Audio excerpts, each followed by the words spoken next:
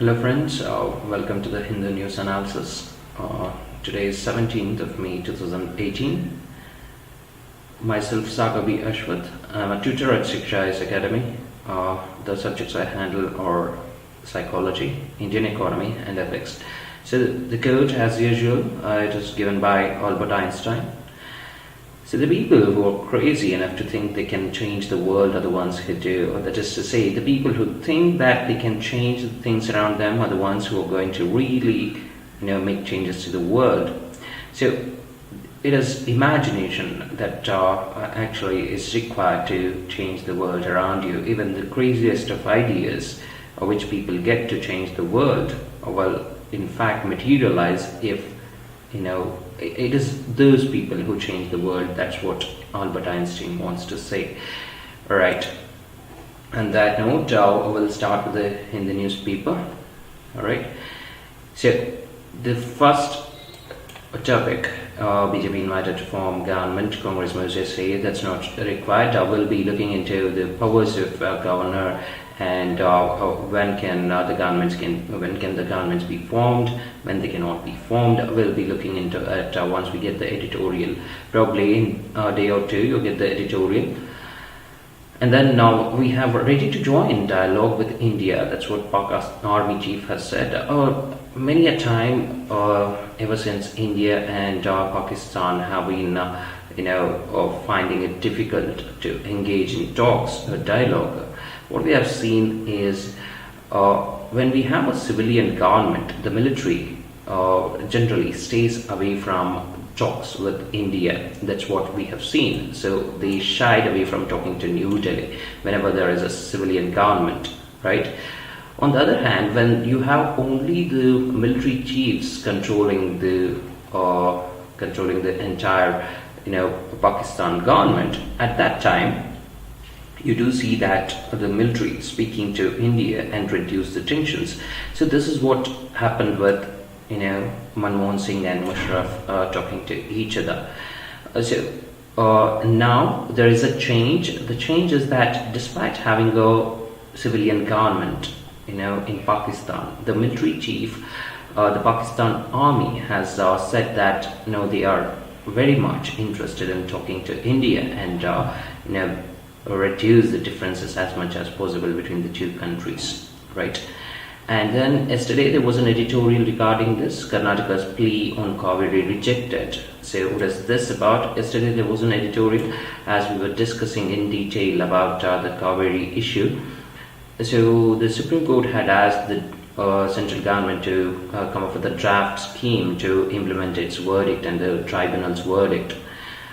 However, there were some changes which were included in the scheme, but the Supreme Court, after seeing the draft scheme, has directed the central government. There are some exceptions, or so as to say, the Supreme Court has said that there are certain things you need to change. They cannot be there. In fact, Tamil Nadu government representative was the one who raised the concern. And what is this about? The Karnataka government Karnataka Council on Kaveri issue has said that the thing is, there is a lot of political tantrum going in Karnataka, and there is no proper government in place, and so we require time at least until July so as to give our recommendations to the scheme proposed by the centre. That's what Karnataka government representative asked for at Supreme Court. But the Supreme Court and the other representatives of other states have said that cannot be done, right? And the Karnataka government or representative or the council has also said that this is a scheme which is going to be there for 15 years, so we have to have a say. That's what the Karnataka representative has said. But the court said this cannot be possible. And then about the issue on which the court took an exception and said that the central government cannot have the final say when it comes to a dispute. That is to say, the tribunal, also as to say the authority which has been decided to overlook the supervision of the entire scheme, will be having the final say, right? If there is a conflict between the states as to implementing of the verdict, also as to say implementing of the directions given by the authority, then the center should not intervene, right? So that's what the Supreme Court has said, and Supreme Court has directed the center to make necessary changes in the scheme so that the center will not have the final say, right? So that was this piece about. And then apart from this, we don't have much on the first page. On the second page, it's about North India. Nothing much to look out for. Third page, East. Nothing to look out for. And the fourth page, at fifth page, you do not have anything here as well, right? And then sixth page, what is national news? Again, you do not have anything here. Seventh page, you have something interesting, where there have been Swachh rankings which are out, and Indore is the city which gets the cleanest city tag all over India. So Jharkhand is the state which is ranked first, best performing state in terms of cleanliness. So Indore has got the first place in terms of cities, and while Indore in Madhya Pradesh is adjudged as the cleanest city, you also have Maharashtra standing second in terms of state, and then Chhattisgarh coming in the third position in the clean category, best performing states. And this entire exercise was called Swachh Sarvekshan 2018. This was released by Housing and Urban Affairs Minister Hardeep Singh Puri. So it was an initiative by Urban Affairs Ministry. So as far as cities go, Indore took the first place, and the second place was taken by probably Bhopal, capital city of Bhopal, capital city of Madhya Pradesh, Bhopal, and Union Territory of Chandigarh stands at the third place, right? So that's about it. You have to look out for. Nothing much to look out for on the other side, right? These are trivial details on which questions cannot be asked, right? Next. Now comes the editorial part. So the first editorial talks about the rupee rout. That is to say, there is a problem with the rupee sliding in the recent days. There have been several reasons which are being put out in this editorial. So what led to the slide of the currency? And because of the slide of the currency, the current account deficit also has widened. The trade deficit has widened, and the current account deficit has also widened. So what led to this? The currency most recently dropped to 68.07 against $1 on Tuesday, which is the lowest in the last 16 months. But it recovered a bit yesterday. The rupee is one of the most worst performing Asian currencies of in 2018. In fact, it has weakened by 6.2% just in 2018.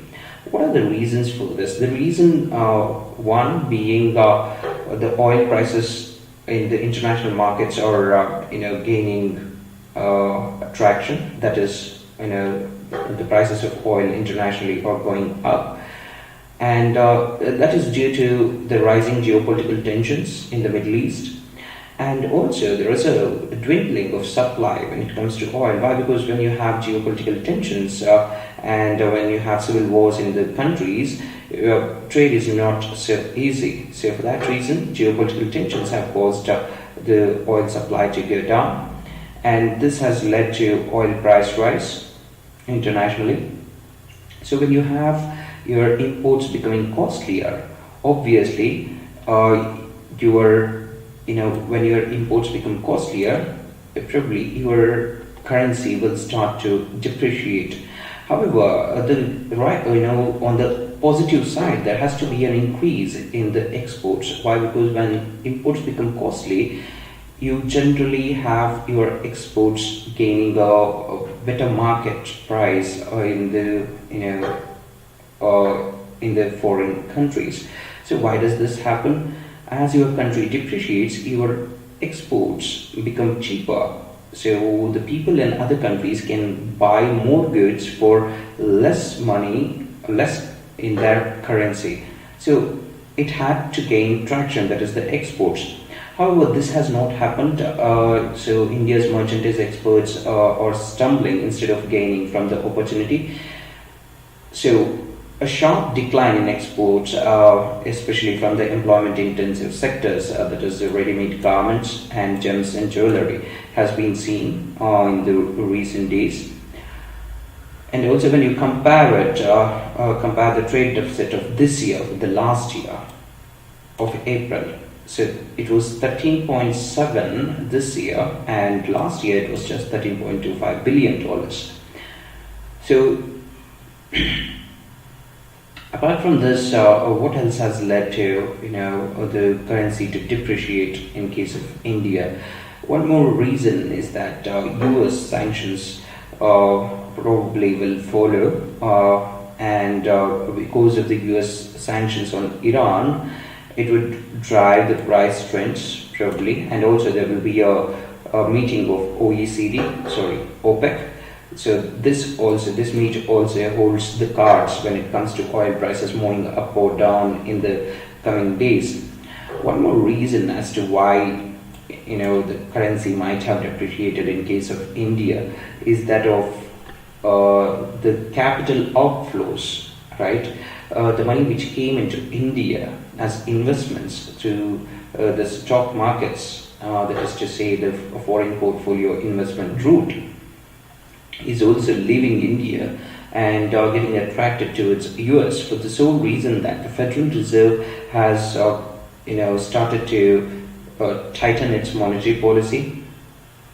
When it is tightening the monetary policy, it only means that the US economy is back on track, and it is going to become better and better by the day. Because of that, it's obvious that the capital would leave the emerging economies and run towards the Western countries, right? And this would have a bearing on the emerging economy currencies as well. That's true for India too.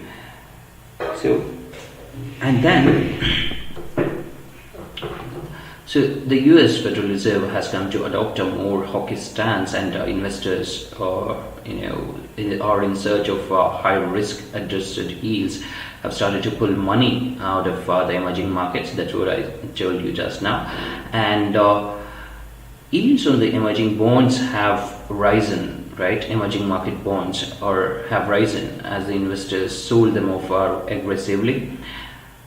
So apart from this, what can be taken out of this article is that not surprisingly, about 2/3 of the outflow was attributed to the bond market itself, and the current headwinds from the reversal of capital flows were only to be expected, right? It was on similar lines when it comes to the emerging economies as well. So though India is better placed than countries like Argentina and Turkey when it comes to currency performance, we cannot be complacent enough. So RBI's benchmark interest rates, if they are increased, it could actually stem the capital exodus, the money which is moving out of the country. You can control it, but the problem is if you hike the RBI's benchmark interest rate, that is the repo and reverse repo. So if you do that, with the core inflation picking up and the government keen on rate cut, right, as a growth catalyst, the RBI is in a dilemma. So we have inflation rising. If the inflation is rising, we have to cut the policy rates. We have to become more hawkish, right? On the other hand, we also want the economy to grow. If you want your economy to grow, you have to cut the interest rates. So we are in a situation, or the RBI is in a situation whereby it is under pressure from the government to cut the interest rates, but it's also under pressure, its own pressure to control the inflation. So that's the situation we are in, right? So what can be the solution? The editorial offers a solution towards the end. So policymakers are blessed with relatively benign external economic conditions after the taper tantrum of 2013. What is a taper tantrum? Taper tantrum is a situation where the Federal Reserve started to, make its interest rates much more stringent, or so as to say, it started to cut down the money supply by increasing the interest rates. So because of that, the outflow of money was tapered. That is called tapering, Fed tapering. And what is this tantrum? Tantrum was in the emerging economies. Because it was being tapered, the money started moving out of emerging economies towards the developed economies. So apart from that, swifter GST refunds should be there in the export sector, or you have to take on the tariff and non-tariff barriers from the developed world. So we have to try to diversify India's energy basket as well to relieve yourself from stress, right? That's what the editorial says. Next is death in Gaza. So this is something related to a number of deaths just before, just after, right? Just after embassy was being opened in Jerusalem by US, right? It only goes on to show that President Donald Trump's decision to move the US diplomatic mission from Tel Aviv to Jerusalem was a wrong move, right? It only complicates the peace process, which has come a long way, and probably, because of this move and ensuing protests and killings of Palestinians and their retaliation towards Israel will only make it difficult to find a peaceful resolution to the problem, right? More on this when what India has to say comes in news, right? So here is a pilgrimage to Nepal. This is about India's relationship with Nepal. So there have been a lot of things going on when it comes to India-Nepal relationship. So last week, Prime Minister Modi visited Nepal, and this has been his third visit to Nepal since he became the Prime Minister. So every time he visited Nepal, the political situation in this country was quite different. And this was because Nepal as a country was evolving from it was seeing a domestic political transition from monarchy. It was a monarchy earlier, and it was becoming a republic, and also contributed the complexity of India-Nepal relationship. So Nepal's Prime Minister is KP Sharma Oli. He was in Delhi very recently, only in the month of April, and Modi made a return visit soon after. That is just a month after he made a visit. So it's just not about good neighborhood. It's also about it also signifies the fact that there was something wrong with the relationship. Probably that is the reason the highest leaders or the highest leaders are making visits so frequently, right? So it of course shows that the urgency in both the leaders to patch up things which have not been well. So what is the importance of Nepal? So after coming to power, Nepal was amongst one of the first countries which Narendra Modi visited, and so this is very much in accordance with his strategy of neighborhood first policy, and this visit was long overdue because none of the leaders or prime ministers had visited Nepal since 1997. A part of the reason was that there was this ongoing political transition. There was a Maoist insurgency in Nepal, which almost lasted from the mid-1990s, starting from mid-1990s till 2005. It was very much under the clutches of Maoist insurgency. and a delicate peace process, which was, of course, which was arbitrated by India, and a new constitution drafting exercise began in 2008. So, when all these things were happening, the Indian leaders did not visit Nepal because it would send wrong signals to Nepalese population and the Nepali political leaders. However, every Nepal Prime Minister in the meantime had visited India, right? This was something not which was taken in good taste by most of the Nepali commentators. They were saying that India does not accord a very high status to Nepal. Why? Because its leaders do not visit our country. So that's what they were saying. So the Modi visit in the last few years has been a successful exercise in correcting this misperception, let's say. So after becoming the Prime Minister and after going to Nepal, one of his first visits to a foreign country, he addressed the Constituent Assembly, and he's the only foreign leader to have done so. And he touched upon almost all the thorny issues, and he was doing almost everything right. And he also said that the 1950 Friendship Treaty will be revised in line with Nepali wishes. However, he did make he did make a good progress when it comes to the drafting of constitution. He never said a word about what is to be done with the constitution when he was there, right?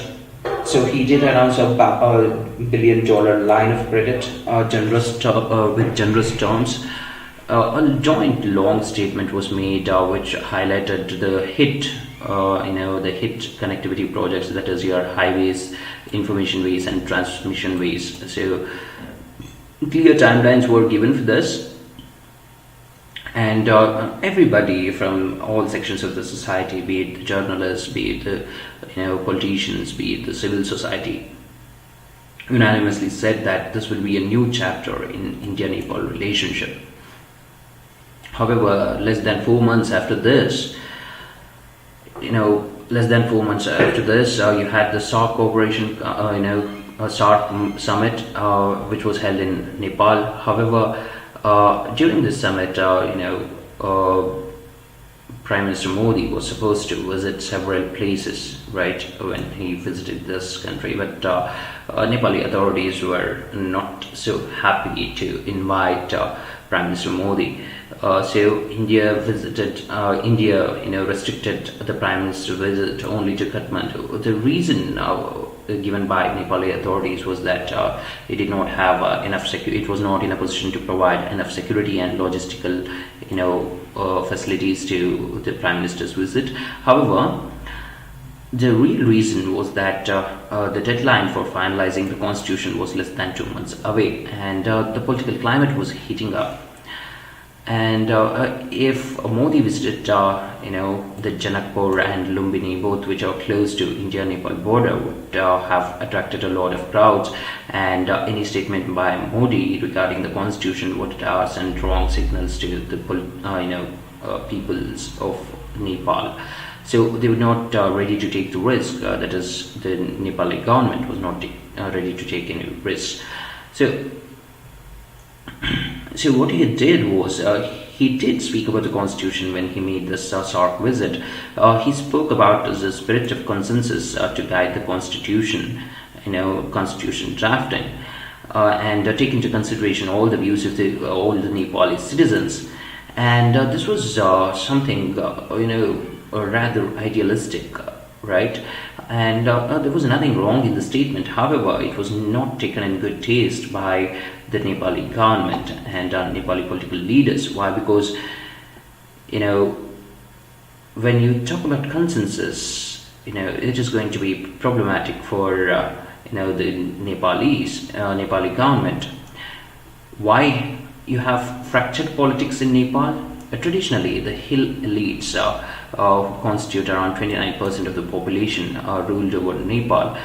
This is true even today, even they were the part of the monarchy. And most of the political leadership, the three main political parties we talk about, Nepali Congress, and then UML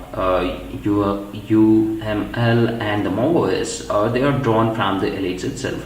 However, there is another group called Madeshis. They constitute about 35%, but they are traditionally marginalized. They do not have any representation as such. These are the areas, these are the people who live in the Terai region now, which is bordering India and share very close ties with India. So Modi's remarks in November 2014 generated criticism. The remark that every citizen's voice has to be taken into consideration while drafting a new constitution. So this is where the August honeymoon ended for India, right? From here on, things got complicated, right? And this was used by Mr. Oli to the fullest, and he was able to win the elections quite easily. And he won the elections on the line that, all the other parties were pro-India. So that's what is given in these paragraphs. And a new beginning in 2017, the first elections were held under the new constitution, and a national parliament was convened, and the newly created provincial assemblies and local bodies were also put in place. So riding on the nationalist wave and projecting himself as the only leader who stood up to India, he emerged as a prime minister, and he was stronger than ever before. So Mr. Modi realized that the political landscape was shifting, and China was also keen to enter the region, and Chinese had the ambitious projects in mind for Nepal. So it was felt that it is now time to mend ties with Nepal. It doesn't matter what has happened earlier. And accordingly, Sushma Swaraj made a visit, and she attended the ceremony of PM Oli's coronation, so as to speak. And then she also made it possible for Mr. Oli to come to India, and then Modi visited back to Nepal. And the last time, there were two places missed out, that is Janakpur and Lumbini, and at this time he did visit Janakpur and Muktinath, right? So the visit was high on symbolism and less so on substance. So this cannot continue for long. Why? Because the joint statement was short. One of the earlier commitments was that 900 million watt of Arun 3 hydro project. It has progressed, and but the Prime Minister jointly laid its foundation stone. Of the 4 integrated checkposts, one is functional now. This is something which has been done earlier. No new issues were taken up. So the statement prioritizes cooperation in agriculture, inland waterways, a survey for railway line between Roxor and Kathmandu, and increasing air connectivity, and all this.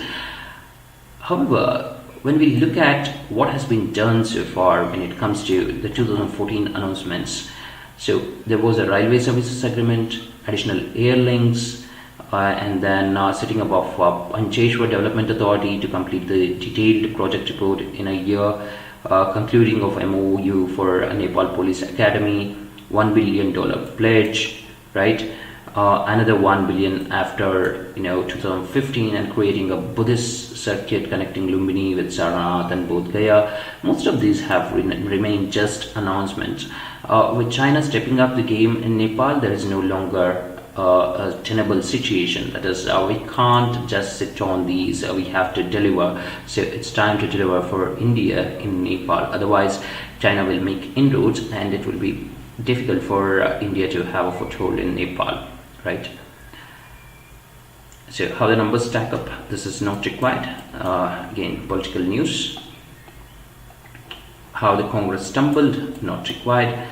Anything but green, this is a draft national forest policy. So it is a criticism of the draft national forest policy. When we have a lead on this, we'll talk about it. It is mostly the cases and the judgments related to national forest, the forestry part. So we'll take it up separately. New visitors for India. This is something which is important. I would suggest you to go through this entire FAQ thing. So it gives a very good insight into what this Shanghai Cooperation Organization is. India became a member of Shanghai Cooperation Organization only a year ago. And what does the SCO seek to do? And what is India's role in the SCO? Right? What is the importance of the upcoming summit in Qingdao? So these are some of the things which will be important, right? So I would suggest you to go to each and every line of this, this piece. So General VK Singh makes surprise visit to North Korea. So VK Singh, the Minister of State for External Affairs. He has made a surprise visit to Pyongyang. So why did he visit? His idea was to mend ties with North Korea. We have been on the side of US when it comes to placing restrictions on North Korea, right? And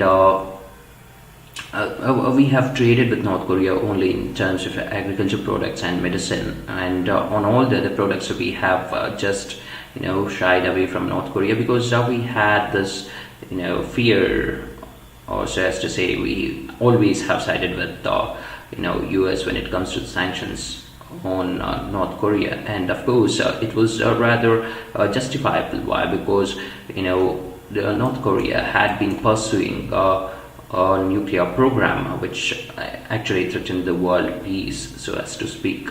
Right now, we are trying to build ties with North Korea in the backdrop of Donald Trump also saying that he would ease restrictions on North Korea, and there was a meeting scheduled for June 12th, if I'm not wrong. So when the meeting does happen, and if the sanctions are lifted, so India must be the one which gains some foothold in this, entire in North Korea, let's say. Okay, even Parliament can't deny right to life and liberty. What is this about? So this is Justice A.K. Goyal.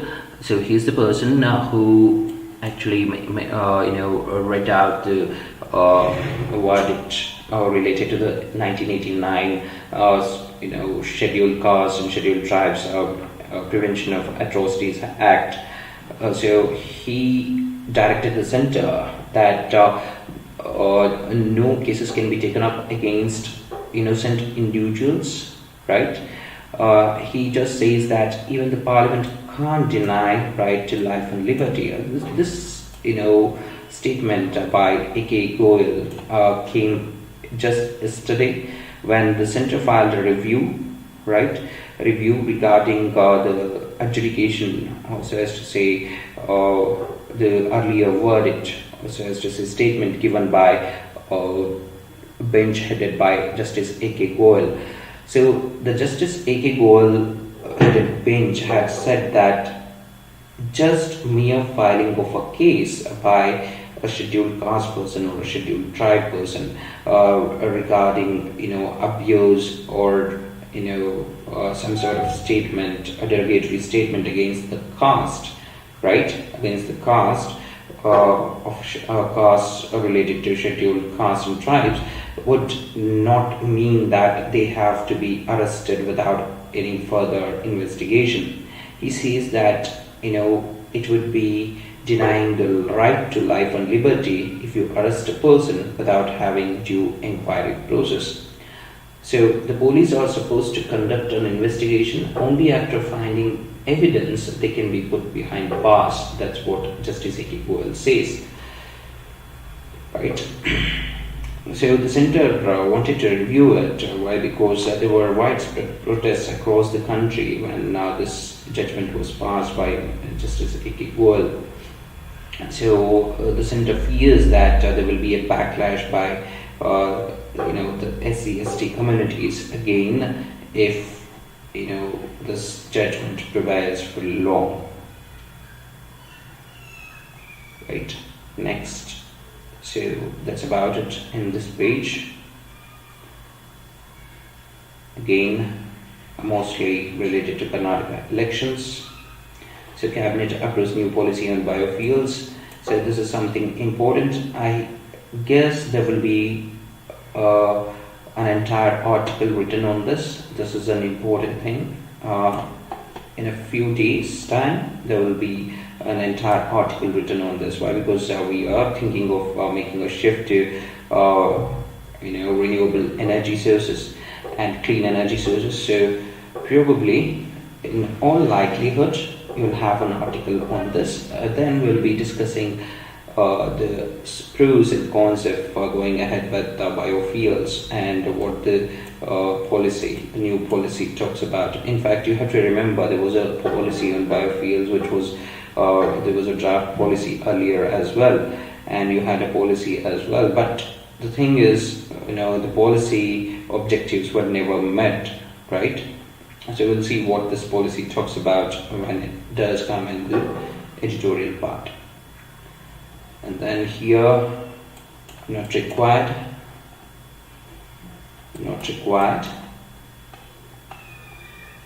right, not required. So on this page, PNB, a prospect for RBI's loan curbs. What is this about?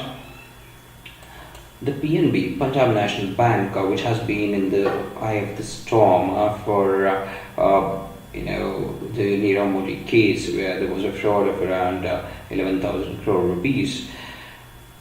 So has recorded a fourth quarter loss of 13,000 crore rupees, and this is a sharp rise in the bad loans.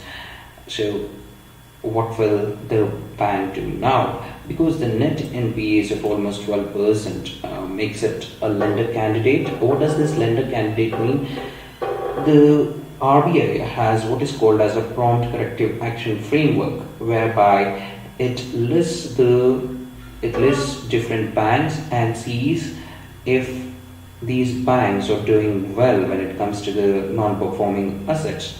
So if the banks are not performing well, or if there are too many defaulters for that bank, and if they are making losses, so the RBI steps in with its prompt corrective action, and there will be trigger points. For example, you have 12% now, 12% of NPAs.